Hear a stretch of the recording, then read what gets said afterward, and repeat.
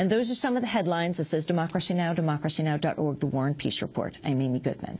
President Barack Obama and congressional leaders reached a last-minute budget deal Friday, narrowly averting a government shutdown. The deal would cut roughly $38 billion from the federal budget, expected to exceed $3.7 trillion this year. Many details have yet to be worked out. Much of the deal has not yet been made public. Known cuts include $13 billion from the Departments of Labor, Education, and Health and Human Services. The GOP won a standalone vote over barring Planned Parenthood from accessing federal funds. A vote on defunding public broadcasting was dropped, as was a ban on using Environmental Protection Agency funds to regulate greenhouse gas emissions. President Obama characterized some of the cuts as, quote, painful. This agreement between Democrats and Republicans, on behalf of all Americans, is on a budget that invests in our future while making the largest annual spending cut in our history. Like any worthwhile compromise, both sides had to make tough decisions and give ground on issues that were important to them.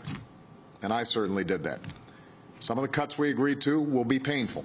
White House senior advisor David Plouffe announced yesterday President Obama plans to release a long-term plan on reducing the nation's deficit Wednesday. Speaking on Meet the Press, he said President Obama will insist the nation cannot afford to continue tax breaks for the wealthiest Americans. Now, under the Republican congressional plan, people over $250,000 get over $1 trillion in tax relief. So this is the important thing. You're making a choice. You're asking seniors, the middle class, to pay more. You wouldn't be having to do that if you weren't giving the very, very wealthiest in this country just enormous tax relief. Plouffe made it clear that the House Republicans' alternative crafted by House Budget Committee Chair Paul Ryan, Republican of Wisconsin, was unacceptable. He said Ryan's plan might pass the House, but it's not going to become law. Obama's also expected to propose cuts to entitlement programs, including Medicare and Medicaid, and changes to Social Security, a discussion he's largely left to Democrats and Republicans in Congress. Well, to discuss the budget deal, we're joined right now by leading economist Jeffrey Sachs of Columbia University. He's director of the Earth Institute at Columbia and also president and co-founder of Millennium Promise Alliance, a nonprofit group aimed at ending extreme global poverty. He's the author of numerous books and articles on development and economic policy. Welcome to Democracy Now! Your understanding of what this agreement is. Well, this is a miserable step in the wrong direction. It started last December when Obama and the Republicans agreed to cut $1 trillion of taxes by extending the Bush tax cuts. Now, even though the details aren't even worked out, apparently, they're slashing into programs for the poor. So this is all going in the wrong direction, and many of us who supported President Obama just feel that he's abandoned the field. He's left it to the right wing, which wants nothing more than taxes cut for the rich, whereas the American public is saying very clearly in every opinion survey, one after another, if you want to close the deficit, go after taxes for the rich, raise them, cut military spending, cut the excess profits in the insurance industry and health care, do things that would really make a difference. Don't punish the poor. And yet that's what Obama's giving up right now. It's absurd. And when Plouffe says, well, it's unacceptable that the taxes on the rich have come down, the president not only agreed to that last December, but when they announced the compromise this weekend, he referred to that historic agreement last December. So the whole thing is a bit of a mass confusion, and I find it absurd. Talk about the four proposals. I say that there really are four proposals on the table right now. One is the Ryan plan. That's the extreme right. Just do anything, slash anything, hit the poor in order to get the tax rates down on the rich. It's a fraud, but they have momentum because Obama's not resisting. Then there was Obama's muddle, because he put forward a budget plan last month, after all, not only for fiscal year 2012, but a decade-long framework. He agreed to keep taxes so low on the rich that, in effect, his proposals, if you look at the fine print, would squeeze the so-called civilian discretionary budget, where education, where infrastructure, energy, climate would all be squeezed to an unmanageable small level.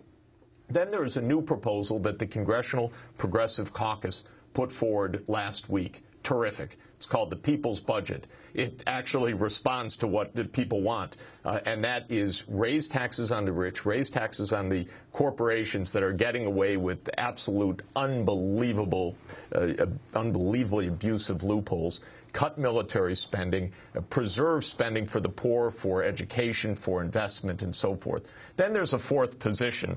That's the American public. You notice the American public isn't asked by Congress or the president these days. But the American public speaks clearly in opinion survey after opinion survey. It says the rich have had a free ride, the corporations have been running our country, the spending on the military is completely unjustified, and we want a public option on health care. All large majorities, not one of them happening. Why? Because the lobbyists are in control, both of the White House and Congress. Now, you're not just talking about in control of the White House and Congress, but what about the press? When you talk about these opinion polls that show a very progressive America, this is not reflected across the networks when you watch TV. Well, first of all, Fox News is pure propaganda. We know that. But it's just relentless propaganda, and people respond to it. To my mind, the Tea Party is nothing but a Fox News channel propagandistic creation. This is Roger Ailes at work. So that's one part of it, but it gets a lot of press. Same thing with the Wall Street Journal editorial page. That's our leading business press, but it's so relentlessly phony and right-wing on the editorial page that you never hear anything about the middle. It's only about tax cuts. It's all this drumbeat to cut taxes, cut taxes, cut taxes. Then the mainstream, you know, basically the New York Times, as far as I'm concerned, it just tries to protect its inside line to the White House. So whatever the White House says, that's what it reports. But it doesn't report the fact that there's a whole public opinion out there that needs to be covered. And I find that very, very sad. But even outside of Fox, these discussions, for example, raising the issue of the military, that people recognize this is a huge drain on the budget. This is not raised, rarely in discussion. It's true. When I am on talk shows and people talk about what to do, it's all wringing your hands. We have to cut entitlements. We have to cut entitlements. But the public is saying, can we get out of Afghanistan? What an incredibly wrong-headed policy, wasting more than $100 billion a year, achieving nothing. But you're right, this doesn't get discussed. And then what about health care? What about these costs, and what can be done about it? Basically, in healthcare, the U.S. has the most expensive system for what's delivered of all the high-income countries. Why? Because we have this huge private sector health insurance industry. It's hugely overmanned. Salaries are enormous. They spend a tremendous amount of advertising, which doesn't happen in other healthcare systems. Our specialists are paid way out of line with what happens in other countries, and that's because we have a system that allows these huge costs, and then the government just pays a kind of cost-plus pricing, whereas a public option would get that under control, and a system called capitation, where basically insurance or health providers and public sector providers are responsible for the person and the family as a whole, not operation or procedure one after another that they get reimbursed for, is the much more efficient, low-cost way to do things. All of it is to say, when the public option was taken off the table last year, despite a strong support of the public, and why did Obama take it off the table? Because the lobbyists told him to take it off the table. When that was taken off the table, we lost the chance to get health care costs under control. This is the problem. It's lobbyists morning till night, whether it's lobbyists for health care, lobbyists for the financial sector, lobbyists for the war industry, and lobbyists for the tax cuts. They're running Washington, both the White House and the Congress. And what the public wants, actually the broad majority of the public doesn't get heard. Talk more about the people's budget. The people's budget is a proposal of the leadership of 80 members of Congress, which is called the Progressive Caucus. I was so happy. The largest caucus in Congress. I was so happy to see it when I saw it for the first time last week as it was being unveiled. I said, thank God, something coming from Washington that makes sense. because they, too, have been crowded out. The White House has played a game, basically. If the far right is holding the agenda, the White House says, we'll be one step towards the center of the far right. But that means giving concession after concession after concession. What Obama's trying to do is to look reasonable, to look a little bit more reasonable than the extreme right. But to do so, he's just compromising on core principles. Then finally comes the Congressional Progressive Caucus and says, stop it. Let's do what the people really want. This is the wonderful thing about America. Sometimes you feel so frustrated. What's going on in this country, as if everybody's a Tea Partier. It's not true. The broad majority of the public has very reasonable, very mainstream, and compassionate views. They say, don't slash for the poor. No, let's start making the rich pay their due. That's what the public says, the large majority. Who's listening? Or who's hearing them? The media keeps them out, by and large. And the White House and the Congress are dominated by the lobbies and by the concern about raising campaign funds. After all, President Obama is trying to raise $1 billion for his 2012 election. Where is he going to get that? On Wall Street. Are they telling him, raise the taxes? Unfortunately not. What about House Speaker Boehner? What role is he playing in this? Well, the Republican Party is dominated by a absolutely obsessive single idea.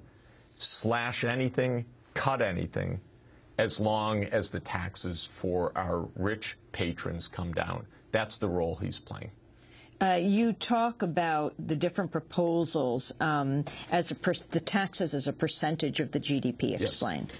Basically, right now, we're collecting this year only 15 or 16% of our gross national income or gross domestic product as taxes. That's not enough to pay for even the most basics of government, for Social Security, for Medicare, Medicaid, military, interest on the debt.